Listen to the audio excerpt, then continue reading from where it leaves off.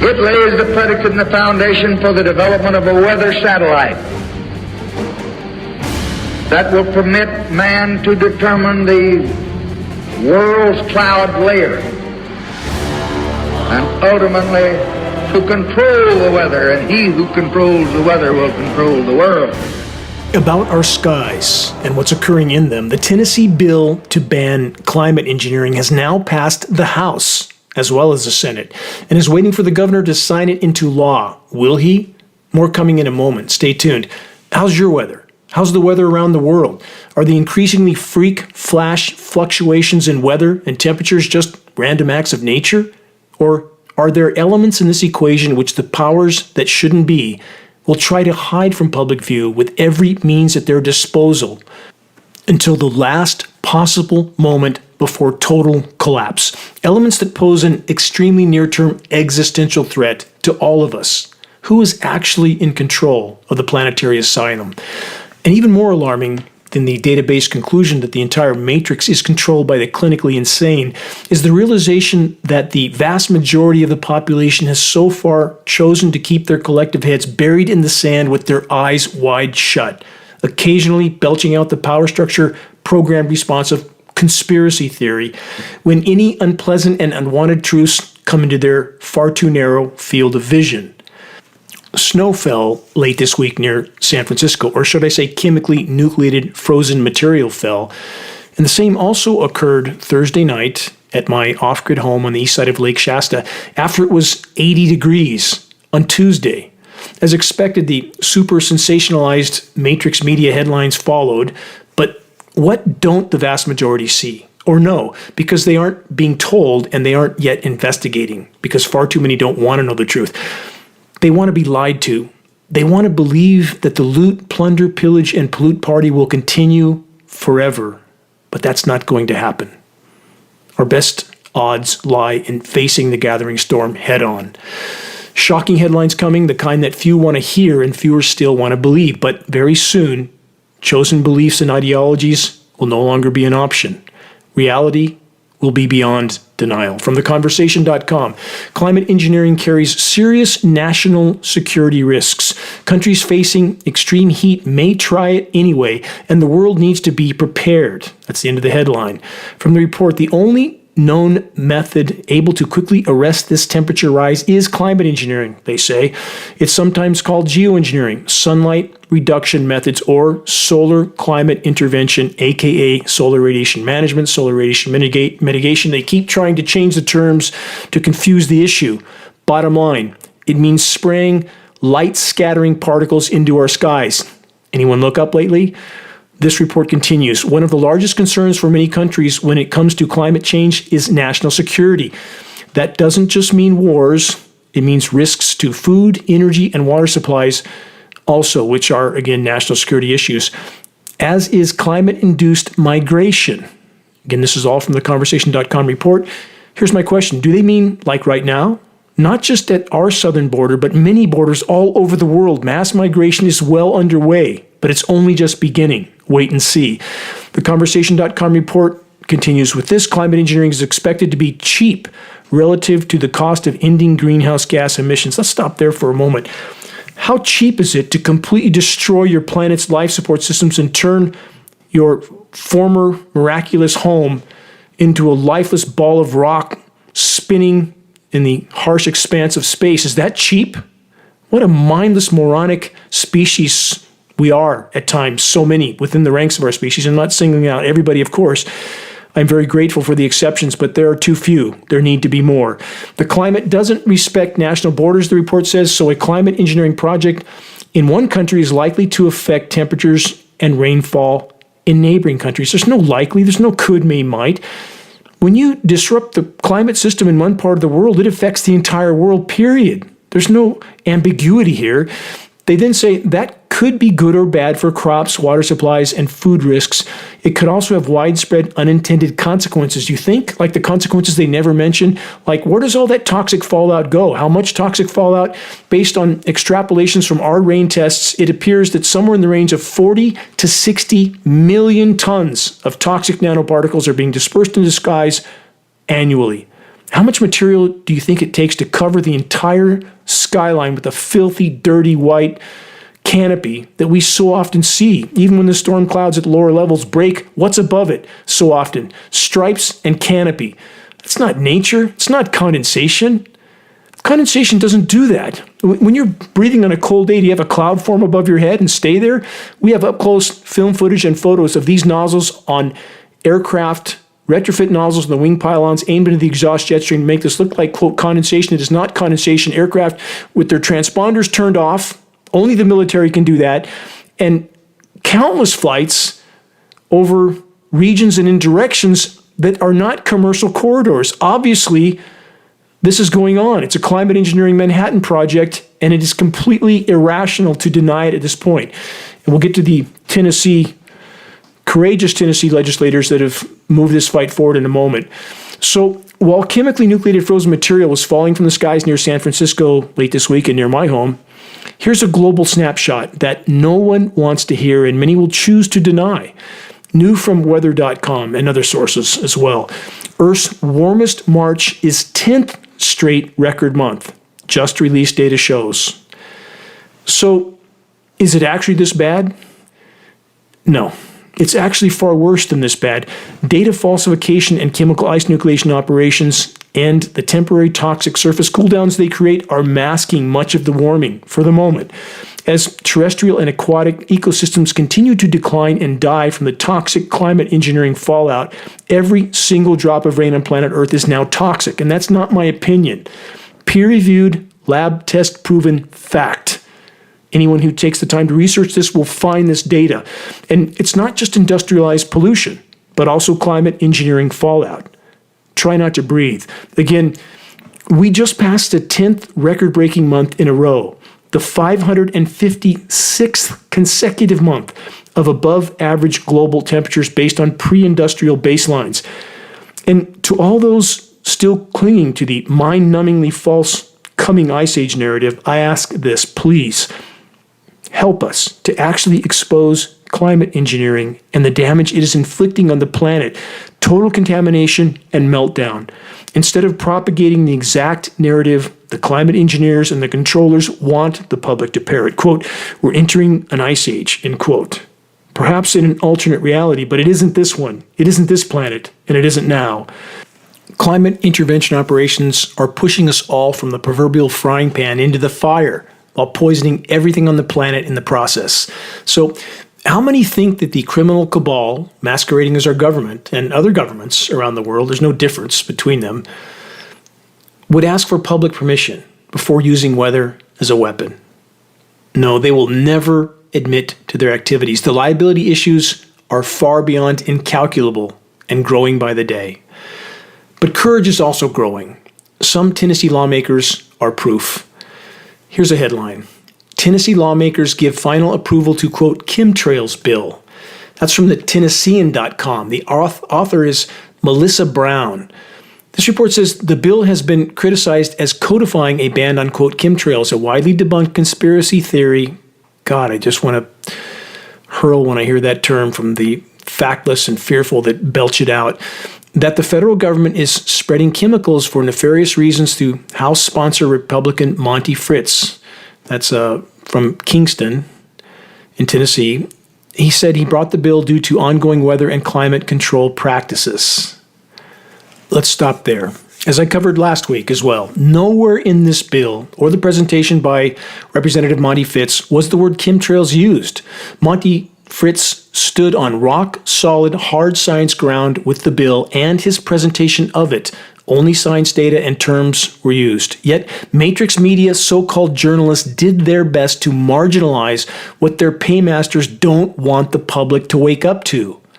I had a very productive conversation with Representative Monty Fritz on Thursday of this week, and another conversation with his top aide.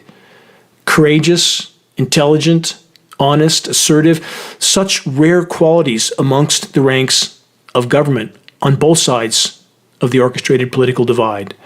Representative Fritz and his aide Nicole both possess these qualities. Let's keep going. New from ABC News, Tennessee lawmakers vote to ban geoengineering with allusions to, quote, chemtrails conspiracy theory. How blatantly obvious can it be that this is the instant marginalization buzzword that Matrix Media insists that we use, so that anybody who's new to this issue goes to Google and searches this term and comes straight to conspiracy theory and hoax and not science? It's not hard to see how the chess game is being played, is it? From the very inception of geoengineeringwatch.org, I have stressed that point. Stick to the science terms so you can't be instantly marginalized with the term that's meant to marginalize you. If you're talking in personal conversation, use whatever term you want. But we're playing chess. We need to learn how to play well. Use the science terms, and that's exactly what Representative Fritz did. ABC report Evan Bush then stated this: the chemtrails theory is a loose grouping of unfounded ideas that suggest planes are not making trails of condensation known as contrails, but instead are spraying government-made chemicals to control people's behavior or affect their bodies. Where in the world did you get this, Evan Bush? The term was never used by anybody who moved this legislation forward. This is all your own concocted nonsense. Who's paying your bills, Evan? Do you just make it up as you go?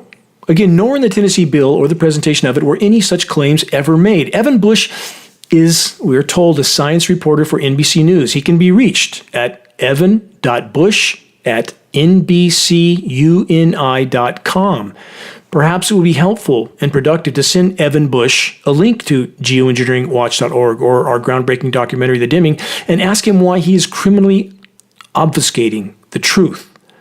About obfuscating the truth and the Tennessee House hearing. There was a clearly coordinated clown show by 4 Democrats, so-called representatives of the people, in the criminal attempt to marginalize an issue of unbelievably grave importance that is a near-term existential threat. Antonio Parkinson, John Ray Clemens, Justin Pearson, and Bo Mitchell. In the hearing, these 4 literally tried to pass an amendment about Bigfoot, trying to compare that subject with the dire issue of global climate engineering. Please search and view the Tennessee House hearing from Monday of this week. It is available online, and perhaps your blood will boil as mine did watching the 4 mindless morons I just named doing the bidding of the controllers in their attempt to marginalize this dire issue of global climate intervention operations, aka weather warfare. And as I believe I mentioned last week, in the earlier hearing, the Senate of Tennessee, there was a Democrat representative, Justin Jones, that couldn't seem to mentally think his way past the Matrix Media labeling of geoengineering as, quote, chemtrails conspiracy theory, even though geoengineering is being discussed about a dozen new articles every single day from every science institution all over the planet, pretending that we need to do this immediately, but we're not seeing what we're actually seeing in our skies. Insane asylum, all of it. But Justin Jones, again, buying into the Matrix Media conspiracy theory mantra without an apparent single investigation of any of it. But for the record, such denial and willful idiocy is in no way a partisan issue. Here in Northern California, I've experienced a mountain of it, criminal denial to my face and to the public, from Governor Gavin Newsom to U.S. Congressman Doug LaMalfa. Search geoengineeringwatch.org confronting a U.S. congressman about climate engineering, and you can see it all in video for yourself. It's not a partisan issue. There is more than enough stupidity to go around on all sides of the orchestrated divide. But thank God there are exceptions, and Monty Fritz is a stunning example of an exception to the norm in our criminal cabal masquerading as a legitimate government. Tennessee passes chemtrail bill banning airborne chemicals. That's from BBC. More of the same. The bill forbids, quote, intentional injection, release, or dispersion of chemicals into the air. It doesn't explicitly mention chemtrails. That's BBC stating that on their own, to their credit, which conspiracy theorists believe are poisons spread by planes. I don't have the words for this anymore. Instead, it broadly prohibits affecting temperature, weather, and the intensity of sunlight. Is that not reasonable? How many people want their weather, temperature, or sunlight interfered with? Is it not reasonable to pass a bill to ban that. And yes, though, enforcement of this over a particular state would be very difficult. That's not the point. The point is awareness. The point is reaching a critical mass of awareness. And I would argue the moment we do that, and this bill and those behind it help so much to reach this critical mass that's so desperately needed. If populations don't wake up and respond to this kind of assault against the entire web of life, their health, their children, and any future they might have otherwise had, then we're definitely doomed. But in fact, many are beginning to wake up and many are beginning to respond, and not a moment too soon. The BBC report continues with this. Scott Banbury, Conservation Director of the States Branch of the Sierra Club, an environmental organization, very hypocritical one, said this. As a serious environmental organization, if what was in the bill was actually going on, we would be calling for a stop to it, he said. It's not happening, quote unquote. How in the world would you have any clue about that, Scott? And I know your organization is the epitome of hypocrisy because our attorneys at geoengineeringwatch.org have contacted Sierra Club attorneys in the past, along with every other major environmental group, and told by those groups' attorneys that they don't want to deal with this issue because they don't want to lose their 501 nonprofit. How hypocritical is that? And people like Scott Banbury of the Sierra Club should be, I would argue, sent, again, links to geoengineeringwatch.org, the dimming, and asked why they're pretending that this isn't happening in our skies. Moving on to a core component of climate engineering that far too few understand or are aware of. Chemical ice nucleation cloud seeding operations, patented processes that produce a short-term toxic surface cooldown with endothermic reacting elements, aka energy-absorbing elements. And this amounts to engineering winter while most of the world spirals into total meltdown. As mentioned in my last broadcast, Mongolia is also bearing the brunt of chemical flash freeze operations. The most recent estimates of the damage indicate that as many as 20 million animals may perish by the end of this month, livestock and wild animals. And if this isn't winter weather warfare, what is? Let's keep going. From AccuWeather, massive snowstorm cuts power to hundreds of thousands from Wisconsin to Maine. From that report, a strengthening nor'easter will continue to unload heavy snow that will clog roads and also bring down trees and power lines in northern New England and upstate New York. This is a low pressure that has been sitting and spinning, almost stationary, and pumping water from the record warm Atlantic that somehow magically turns to frozen precipitation the moment it enters over land. It's not nature. It's chemical ice nucleation for weather modification. From SanFranciscoGate.com, anomalously cold storm poised to deliver low elevation snow across California, both coasts. This is happening. Also from AccuWeather, one of the many Matrix-owned climate engineering cover-up agencies, coldest storm of winter and spring to dump snow in California. Does that make any sense? We're having the, quote, coldest storm of the winter and it's spring. The report says the coldest storm of the winter and early spring season will affect California with chilly rain, low snow levels, and thunderstorms into the weekend. California residents and southwestern United States motorists should be prepared for slippery travel over the passes, while some thunderstorms associated with a storm system could be feisty, they say. Yes, the theaterized scheduled weather script from so-called AccuWeather. Feisty thunderstorms and super slippery surfactant-soaked snow. Please search and review the Engineering Winter section on the homepage of geoengineeringwatch.org to learn so much more. And as I've stated in previous broadcasts now, every single year, for many of the most recent years after very warm winters, this was the warmest ever recorded, in comes the chemically nucleated frozen material to destroy whatever's bloomed and budded and wipe out what little agriculture we have left. Is it just a coincidence that it keeps happening over and over again and again in so many places? Flash freeze, flash hail, or we have flash drought, sometimes flash flooding, agriculture being wiped out. So many locations. And another from SanFranciscoGate.com. This snow falls across Bay Area peaks in rare, unusually cold spring storm. Never mind that it was 80 a couple days ago. Forget that. Nothing to see here, right? On Wednesday of this week, which was the day after it was 80 degrees, in the wilderness of Shasta County, on the east side of Lake Shasta, where I live off-grid, convective clouds were forming overhead, and the air was still, but a nonstop parade of jets could easily be heard above the deck of clouds. Even moving from west to east, and none of this is in the commercial air traffic corridors. And though it was late afternoon and still over 50 degrees, soon enough, the frozen material began to fall. And some of it was near marble size, the largest hail I've yet seen in this region where I've lived for 24 years. And of course, the following night, Thursday p.m., though not scheduled, snow fell. Again, 80 degrees 2 days earlier. About the jet stream over the U.S., completely bizarre. If you've looked at the front of an engine and a fan belt and how it loops clockwise around some pulleys and counterclockwise around others, picture that as the jet stream, because that's basically what it looks like. So we had a jet stream that was manipulated around numerous atmospheric pressure zones, with ionosphere heaters and other forms of frequency transmission are fully capable of creating.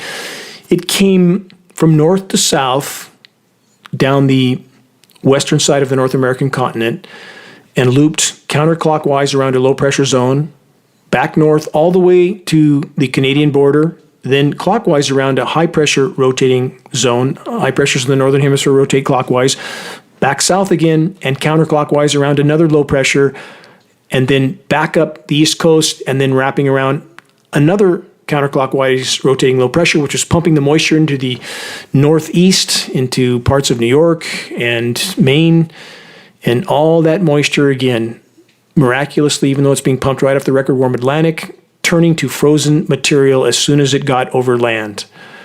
And this snow no longer having anything to do with elevation in so many cases, and falling in so many cases, starting to fall at well above freezing temperatures, continuing to fall at well above freezing temperatures.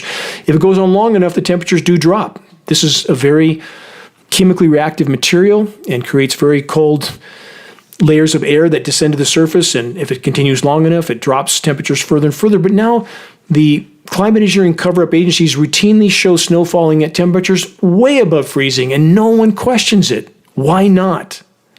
And to those that think the chemical cold will last, not so much.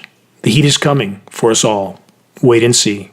In a moment, what are we inhaling with every breath we take? And what's it doing to us, slowly but surely?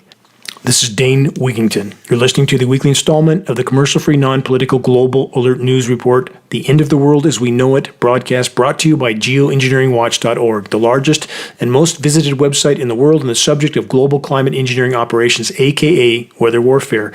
Reaching a critical mass of awareness is the only way forward in this fight. We must reach a critical mass by starting a conversation on the climate engineering issue that leads people to a credible source of data.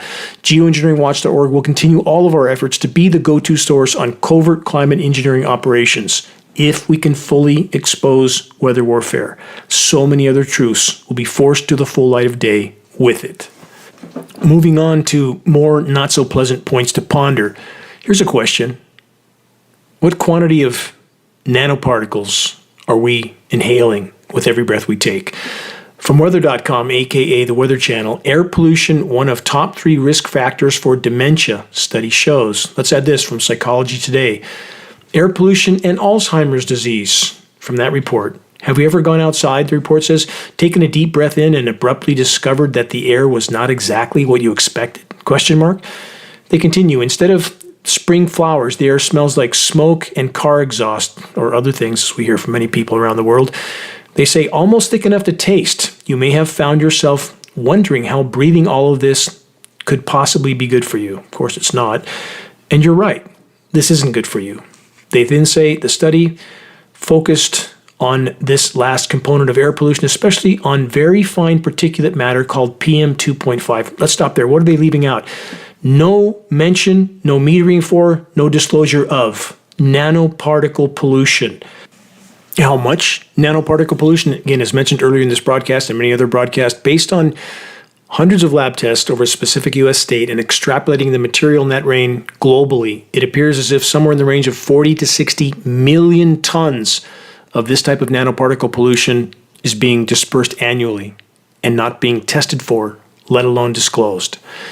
The report from Psychology Today continues with this. Particulate matter is labeled by the diameter of the particles in the air, PM 2.5. They say is tiny with a diameter of 2.5 microns or less. Finer than a human hair, which measures a relatively hefty 50 to 70 microns across. How many nanoparticles can you put across the width of a single human hair? About 100,000 try to consider how small these particles are, and the smaller they are, the more harmful they are. It doesn't matter the element, and we're talking about toxic elements, which makes it worse.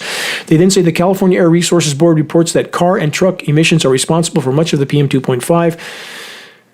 Let's stop there again. I've spoken in front of the entire CARB board with a room full of farmers that were being forced to change the engines in their equipment for PM 2.5 or larger particle pollution, and I confronted the board about their lack of investigation, let alone disclosure, for climate engineering operations that were dispersing the materials I've already described. And what was the response? It's not in our jurisdiction, therefore we don't care. Think about that. The CARB board, California Air Resources Board, doesn't care what climate engineers disperse in our skies, because as I reported in last week's broadcast, you only need to fill out a single basic page, one page, 10 days before you want to spray something into the atmosphere. There's no regulation whatsoever by design. By design. Think about that. They can make farmers change all the engines in their vehicles and do everything else they do with generators that have a CO2 sensor on them that makes them totally dysfunctional, but they don't care what that military tanker might be dispersing in our skies, 100 tons per payload, because it's not in their jurisdiction. Think of the absurdity of all this. With all that in mind, let's bounce back to a bit more on the desperate attempts of Matrix Media to marginalize the heroic efforts of some Tennessee lawmakers. From the Washington Post, GOP lawmakers are fueling a conspiracy theory without mentioning, quote, chemtrails. Of course, they don't need to, because all the Matrix Media mentions it for them. The baseless chemtrail accusation is going increasingly mainstream. That's part of the headline. By Shannon Osaka. Keep that name in mind. Report says Republican state lawmakers are going after a new threat they say could cause harm to the environment and playing into a baseless claim at the same time. A Tennessee bill passed by the state Senate last week, lawmakers targeted geoengineering, an experimental controversial practice not yet in use. She says she provides no proof for the statement, none. Just like the Sierra Club member I mentioned earlier, no proof. Climate engineering isn't happening because they say it isn't happening. The report continues. Now the confusion between solar geoengineering and chemtrails threatens to muddy the waters around geoengineering research. That's what this report says. Chilling potential studies, scientists say it's the latest example of how spreaders of disinformation can latch on to reality to pursue their agenda, confounding public opinion on the issue. Stop and think about this. The entire climate science community all over the world describing exactly what we see in our skies that they say we need to do immediately to put jet aircraft in the sky to spray light scattering particles which will cover the sky with a dirty, filthy looking cloud canopy, which will disrupt the hydrological cycle, which will destroy the ozone layer. All of it happening right now in real time.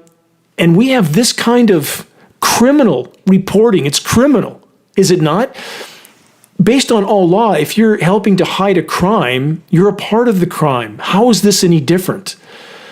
The report then says, also last week, Pennsylvania State Senator Doug Mastriano, who has posted on social media about the chemtrail accusation, announced in a memo his intention to propose legislation to mirror the Tennessee bill, and that is the correct bill to mirror.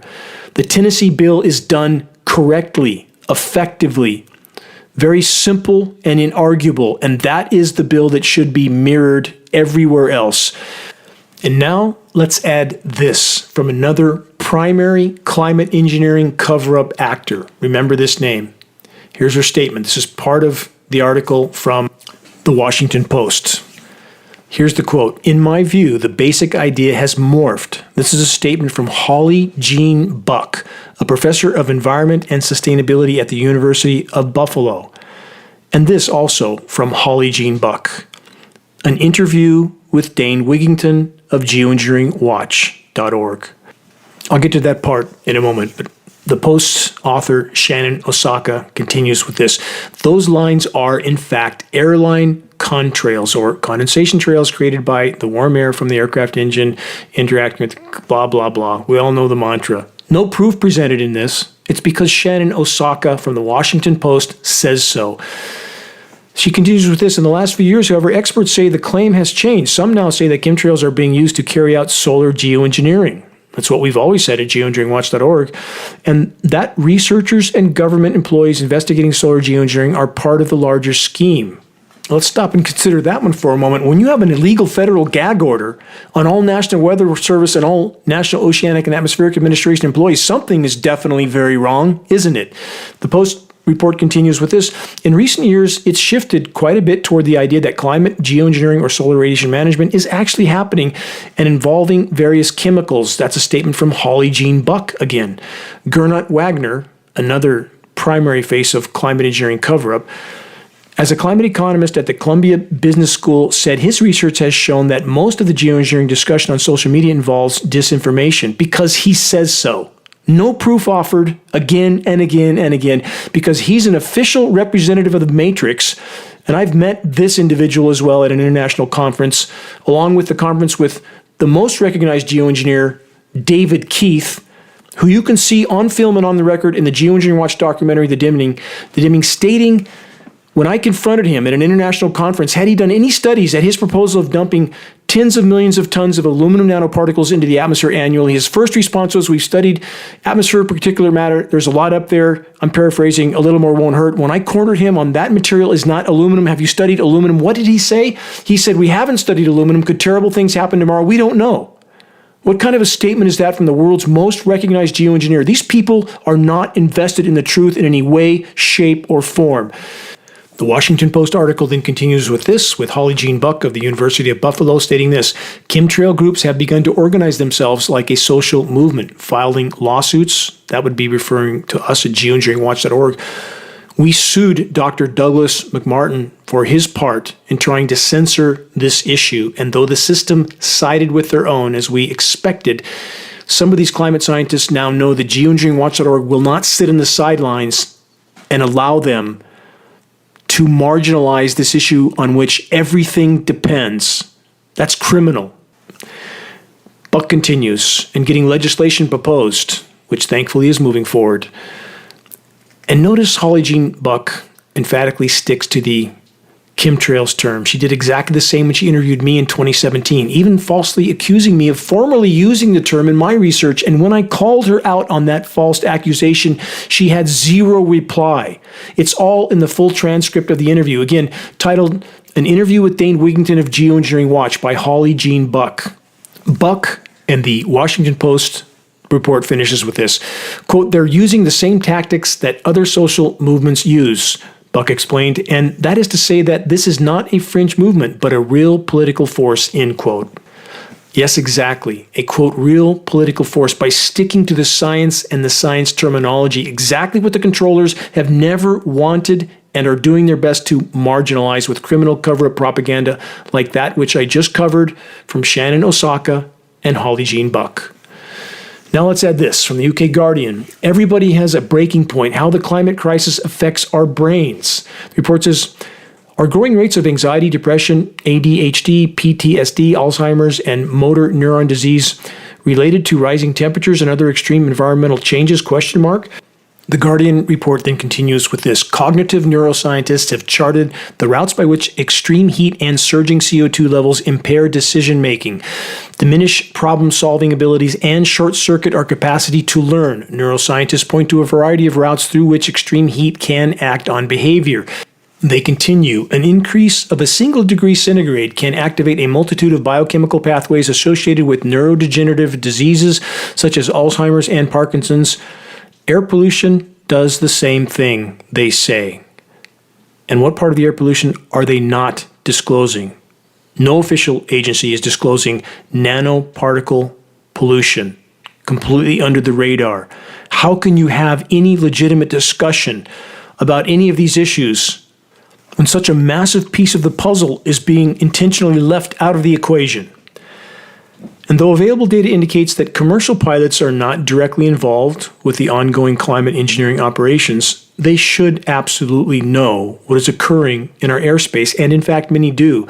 Some are communicating directly with geoengineeringwatch.org. Commercial pilots, whom we supply our 20-page printed fact and photo summary booklets to, and they are leaving them covertly in pilot lunchrooms and other locations trying to raise awareness. And if a commercial pilot denies that there's anything wrong in our skies, the descriptions of clueless and or dishonest come to mind. Consider this chain of coincidences. On Monday, the Tennessee House approves a bill to ban geoengineering operations over its state. And how was the weather in Tennessee in the days that followed? Here's a headline example, in fact, several. From the Washington Post, Weather Service radar warning systems failed during severe storm outbreak. Tennessee involved with that, by the way.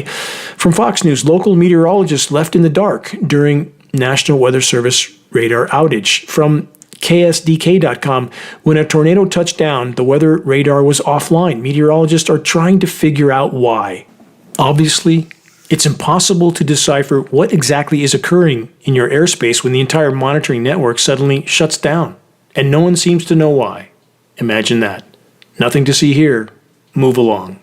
You're listening to the weekly installment of Global Alert News, the Bad News Broadcast, installment number 452, April 6th, 2024. This is Dane Wigington, your host. Global Alert News is brought to you by Geoengineeringwatch.org, the largest and most visited website in the world on the subject of climate intervention operations known as geoengineering. The commercial-free, non-political Global Alert News Hour is broadcast on numerous AM and FM stations throughout the country. Recordings of this broadcast can be found on the homepage of Geoengineeringwatch.org under the recent column and on the Dane Wigington YouTube channel. Geoengineering Watch wishes to express our deepest gratitude to those that have helped us to expand our reach and thus our voice in this desperate last-hour effort to sound the alarm. On that subject, if you're on our email list, please put us on your email contact book so that our mailouts don't go to the spam files.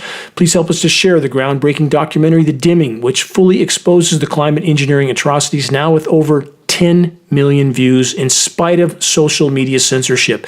The best way to share is by circulating the direct link to The Dimming by email directly from the homepage of Geoengineeringwatch.org. Sharing directly helps us to overcome social media censorship. When viewing our YouTube of The Dimming or Global Alert News or any other Geoengineering Watch video on YouTube, please subscribe, share, and comment, all of which helps us to circulate critically important data to a much wider audience. About reaching those that still aren't looking up, here's one way. Start a conversation with Geoengineering Watch awareness-raising materials, which can be found on our homepage. Our only goal, to provide activists what they need to move this fight forward. Extremely high-quality printed materials with shocking images. We provide these materials for less than our overall cost for producing and shipping. Our only goal, to get them into circulation as fast as possible. We have Geoengineering Watch hoodies and shirts with images on both sides. These are absolutely great conversation starters. Photos of both are on our homepage. We have scannable business cards and bumper stickers, all effective tools to help strike up a conversation on the climate engineering issue. Reaching a critical mass of awareness on the climate engineering onslaught is the great imperative of our time. If we can expose it, we can stop it from the inside out, as we awaken our military brothers and sisters to what they're participating in, their own demise and ours. If you're willing to share a picture of yourself with a Geoengineering Watch t-shirt or hoodie, perhaps at the local mall or market, somewhere busy, please send your photo to us so that we can post it as part of our activist compilation, which is now part of our materials page. The images encourage others to make their voices heard in this all-important battle to sound the alarm. To all those who are steadfastly committed to this must-win fight for all that matters, I want to express my deepest and most profound gratitude. It is our collective efforts that can absolutely still make a difference, even at this late hour. Moving on, from the StraitsTimes.com, quote, extremely active Atlantic hurricane season ahead, warn forecasters. There you have it, the scheduled weather. And while considering this forecast of the most active hurricane season prediction ever, remember and consider that the U.S. military first began its hurricane manipulation efforts all the way back in 1947 with Project Cirrus. Question, how far have they come with their technology in the last 77 years? For a clue, search geoengineeringwatch.org hurricanes. There are numerous posts with data and videos that will shock you. Please examine. Please investigate.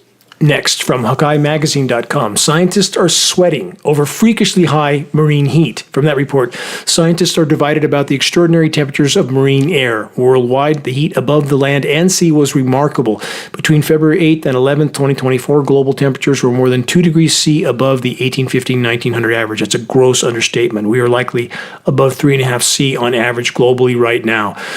They say over the month as a whole, Europe experienced heat that was 3.3 degrees C above that benchmark. That's getting closer.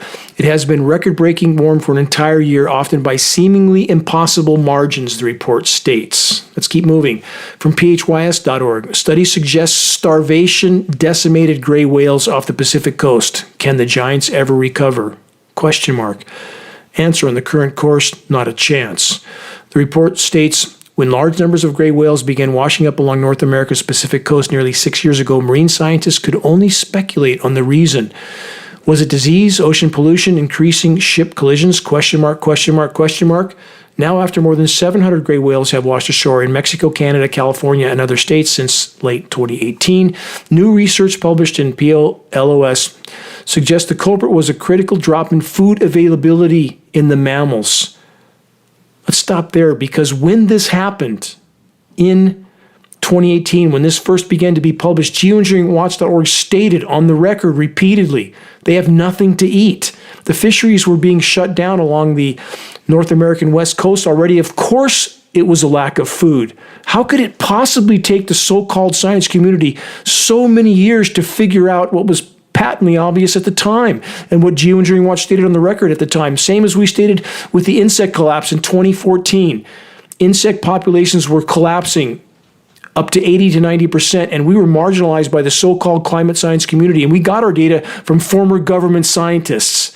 And 10 years later, they've acknowledged what we stated so long before them. Search insect apocalypse to find out about that, and ask yourself, if the insects can't make it, how long do we think we're going to be here?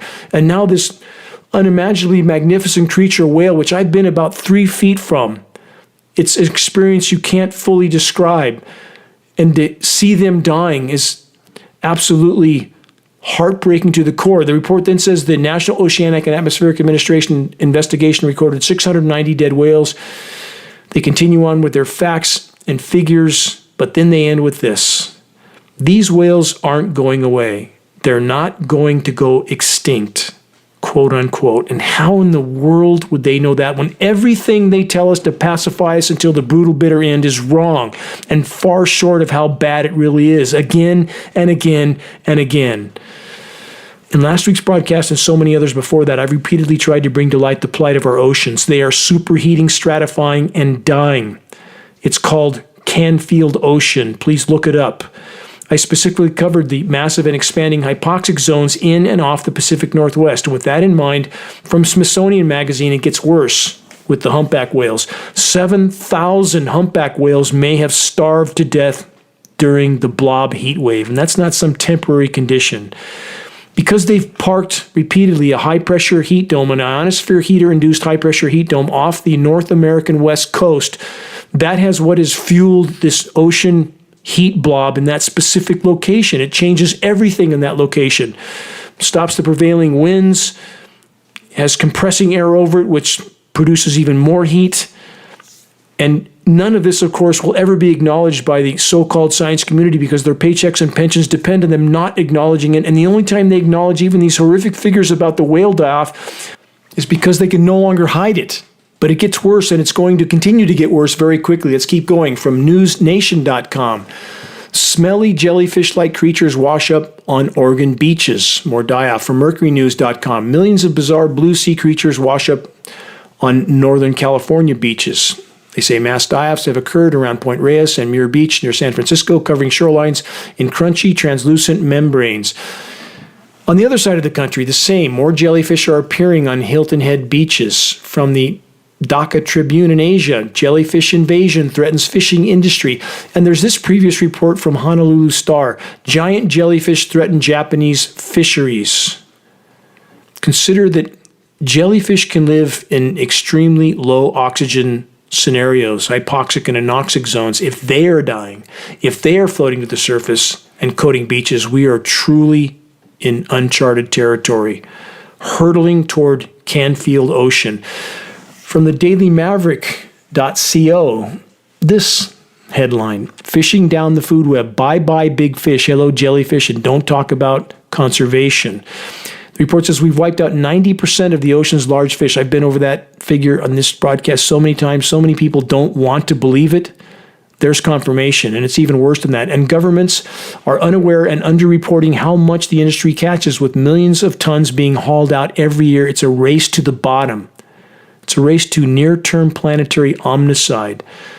Pelagic fish populations down about 90%. Insect populations down 80 to 90%.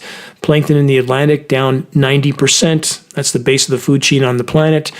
We have trees dying all over the globe. I'll try to get to that this broadcast if I can. And even in freshwater, we have big problems. From ScienceAlert.com, thousands of eels found dead in New Zealand, and it's not the first time. From that report, it's the second mass eel death in New Zealand this year, with thousands of dead adult eels found in another stream at the opposite end of the country from the first die-off. Been to New Zealand, seen and handled the eels, very unique creatures, everything dying. Let's keep going from CBC Canada. Alaska suspends fishing of Yukon River, Chinook salmon for 7 years. Good luck after 7 years, there'll be none left. Federal government, state of Alaska signed new agreement to help the species recover. Not going to recover in a dead ocean with superheating waters, fresh and salt, both. Let's add this. Scientists working to discover why fish in Florida are spinning themselves to death. Went over part of this, I believe, in last week's broadcast. There's a strange underwater mystery in the Florida Keys. Fish there are swimming in circles until they die. Now researchers are racing to figure out what's causing the bizarre behavior and how to stop it. Again, it's happening all over the world. Florida had ocean temperatures last year of almost 102 degrees. Gee, I wonder why the fish is dying. All the coral's dying. There's nothing to eat. There's toxic seaweed washing up on the beaches. There's flesh-eating bacteria mixed into that mess. Hydrogen sulfide emitting bacteria. Where do I stop on this? Even now, the Carnival cruises and Club Med commercials continue. Partying on the planetary Titanic till the brutal bitter end. Back to the fish that are dying all over the world. It seems when the overall collapse of everything everywhere isn't killing them fast enough, there's always an accident to speed up the process. Just one example from this week that few heard about. Liquid nitrogen fertilizer spills kill nearly 750,000 fish in Iowa River, officials say. So many examples like this that so few hear about while we're watching political stupidity on every Matrix Media channel. And about the forest, yes, they're dying also by the day. From Earth.com, just a single degree of warming will wreak havoc in boreal forests. That's the headline. And that puts us in pretty bad condition, doesn't it? When we're likely past 3.5 degrees C since pre-industrial baselines right now. The report states boreal forests are vast ecosystems located in the northern regions of the globe just below the Arctic Circle. These forests are characterized by their cold, harsh climates and short growing seasons. About boreal forests, they're primarily made up of coniferous trees such as pines, spruces, and firs, which are well adapted to the cold environment. Boreal forests cover large parts of Russia, Canada, Alaska, and Scandinavia, making them one of the world's largest biome types. These forests play a crucial role in Earth's climate system by acting as significant carbon sinks, the report says. But that's not true anymore, because they're now carbon sources due to the radical change in atmospheric chemistry and conditions like VPD, vapor pressure deficit. Been over that many times in this broadcast. Climate engineering completely altering atmospheric chemistry and relative humidity. So the stomata on these trees are now closing. They're not breathing, they're not respirating, they're not absorbing carbon, they're not releasing oxygen, they're dying a slow, protracted death. And now we have toxic precipitation contaminating the soils, killing the soil microbiome, killing the root systems, and thus we have trees dying all over the world. And now let's add the disintegrating ozone layer, to which climate engineering is the core component, which is frying the foliage, again contributing to VPD, vapor pressure deficit. From every conceivable direction, the walls are closing in, and the vast majority remain totally oblivious. No trees, no people. No plankton, no people. No fish, no people. How simple is this entire equation? And how long will so many people pretend nothing's wrong? Let's add this from Tufts University. Yet another example of, gee, it's way worse than we thought. Soil may release more carbon than expected, affecting climate change models. Some 80% of Earth's carbon is held in soil. Now droughts are causing the release of increased amounts of greenhouse gases. What's the single greatest drought-causing component on the planet? Climate engineering. That's not to say there wouldn't be droughts without it. I've never said that. I fully acknowledge that we have trashed the planet in too many ways to even begin to quantify. But the laws of physics make clear it must rain more overall on a rapidly warming planet. The atmosphere holds 7% more moisture for every degree C of warming. We are likely past 3.5 degrees C now. It should be raining much, much more. The reason it is not is climate engineering is completely derailing and disrupting the global hydrological cycle while contaminating the entire planet in the process. And yet we have the so-called climate science community pretending it isn't happening. Just stop and think for a moment about even the publicized so-called weather modification programs, a single-engine propeller-driven plane that drops a few kilos of material into a cloud. Never mind the KC-135 military tanker dropping 100 tons per payload. Forget about that. Consider the whole premise of modifying the weather to make it rain in one place. That means that rain didn't get wherever it was going. How clear can that be? And not to mention that all of the materials are toxic in all of these programs. Silver iodide is toxic as well. But people pretend in the climate science community that it's no big deal, right? It is a big deal. When you intervene in these systems, you derail the entire planetary process with very, very bad results, as we are clearly seeing now that we're hurtling toward extremely near-term planetary omnicide. Nothing lives. That's where we're headed. From the UK Guardian, vegetables are losing their nutrients. Can the decline be reversed? Question mark. Here's more tech for us. A process called biofortification puts nutrients directly into seeds and could reduce global hunger, but it's not a magic bullet. Well, I never would imagine that. Couldn't be consequences to that, could there? It's just like climate engineering, not a magic bullet. Just a bullet, period. Connect the puzzle pieces. And how are GMO frankenfoods working out? Crops that grow twice as fast with less than half the nutrition, which is exponentially worse for you if you have to ingest more calories for the same nutrition, on top of the additional depleted nutrition from depleted soils. What's wrong with so many in the ranks of the human race? The collective insanity is truly mind-numbing, and it isn't just those cooking up and implementing the insane so-called techno fixes for what tech caused in the first place. It's the majority of the masses that are either actively or passively participating. I recognize there are those that are just struggling to survive each and every day. I'm not talking about them. But those in first world nations that are still pursuing material gain and personal pleasures every day, that's the extent of their objectives and agendas. Well, the planet goes down in flames. Something's wrong with that picture. Very wrong. From ABC Australia, scientists warn Australians to prepare for mega droughts lasting more than 20 years. That would be the scheduled weather. Again, climate engineering, single greatest factor affecting the global hydrological cycle. No more chocolate soon. Chocolate's gone up about 400% because those crops are crashing also. Just a footnote for the general horizon. From 9news.au, extreme drought in southern Africa leaves millions hungry. From the report, the drought in Zimbabwe, neighboring Zambia, and Malawi has reached crisis levels. Zambia and Malawi have declared national disasters. Zimbabwe could be on the brink of doing the same. The drought has reached Botswana and Angola to the west and Mozambique and Madagascar to the east. There is no legitimate discussion of climate anything, anywhere, without first and foremost including climate intervention operations. Africa has been a victim of these for so many decades. The covert weapon of the controllers, drought out regions, bring populations to their knees and force governments to allow occupation of empire militaries. That's how it works, to extract resources for the extractive so-called civilization that's in its death throes at this very moment. From SaveTheChildren.net, Philippines heat wave forces hundreds of schools to shut with classes moved online to beat the heat. Don't hear much about that in the U.S., do we? Let's move to recent seismic activity, aka earthquakes, potential puzzle pieces. Let's connect these dots. From Reuters.com, just over a week ago, U.S. eyes change to military command in Japan as China threat looms, sources say. Let's add this.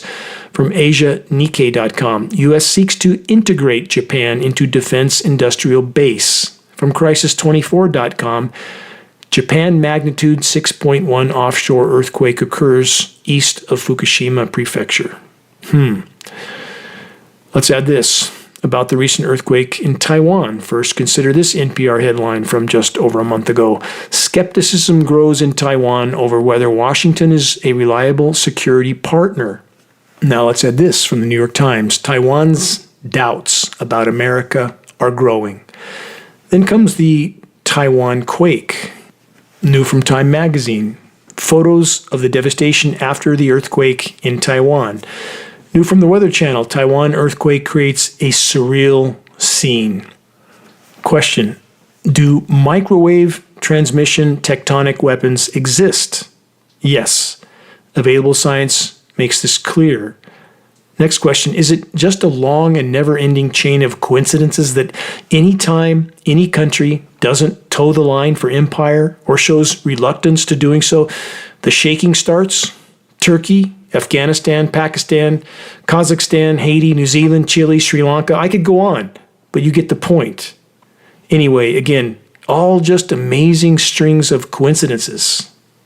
Really? You decide. But before coming to any conclusions, search and review this report. Under geoengineeringwatch.org, are microwave transmission weapons of mass destruction being used to trigger catastrophic earthquakes? And perhaps look somewhere besides Google, because they are doing their best to make it impossible to find our posts anywhere. Welcome to censorship. And on a final note, about the potential of tectonic weapons from NorthJersey.com. Friday's earthquake was the strongest in New Jersey since 1783. A look back at quake history. That's the headline. They then say the April 5th, 2024 earthquake was a once-in-a-lifetime event. Someone at NewJersey.com needs to recheck their math. 241 years is much more than once in a lifetime. Question, was a message being sent? A warning of the power that is possessed by the clinically insane controllers? You decide. And about the coming eclipse, is the predator-parasite class planning on carrying out agendas and objectives under the guise of that event? We'll soon enough find out. I'm almost out of time for this broadcast, and speaking of being out of time, consider this headline. Another from the UK Guardian. Copernicus online portal offers terrifying view of climate emergency. It's not global warming, it's an abrupt climate collapse. The report says, looking at the mass of information, there is only one conclusion. We are running out of time. How true that is, and even now so few understand how little is left. So-called civilization built on a foundation of perpetual extraction, of finite resources on a finite planet. This can only end badly. Consider the following quote from Carl Jung, author of Modern Man in Search of a Soul. We are so full of apprehensions, fears, that we don't know exactly to what points. A great change of our psychological attitude is imminent. That is certain, because we need more understanding of human nature. Because the only real danger that exists is man himself. And we know nothing of man. His psyche should be studied because we are the origin of all coming evil. We don't need an asteroid from space to wipe us out. We're doing just fine on our own. Also from Jung, your vision will become clear only when you can look into your own heart. Who looks outside dreams. Who looks inside awakens. As I've stated so many times on this broadcast, the only possessions we can truly call our own is our will, our honor, our virtue. All else can be taken. But these greatest of gifts were given to each of us by the Creator to guard, to protect at all costs until our last breath. And no matter how dark the horizon, we're here for a reason. It isn't an accident of fate. There's a purpose. The question that each of us must ask of ourselves is whether or not we will choose to do everything in our power to rise to the occasion, to the post which our Maker calls us at this late hour. There's much to do, and time isn't on our side. We cannot know the outcome, but each of us has the choice to embrace the solace that can only come from knowing at your core that you're doing everything in your power, given your individual circumstances, to see the horizon clearly and to take appropriate action, not just for personal preservation, but for the common good, for the good of the whole, which includes the web of life on which our lives completely and totally depend.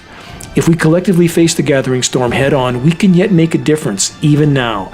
Check the activist suggestions link on the homepage of geoengineeringwatch.org for specific instructions on how you can help to move this fight forward. Every single one of us is needed in this critically important effort. Please make your voice heard, make every day count. Until next week, this is Dane Wigington from geoengineeringwatch.org.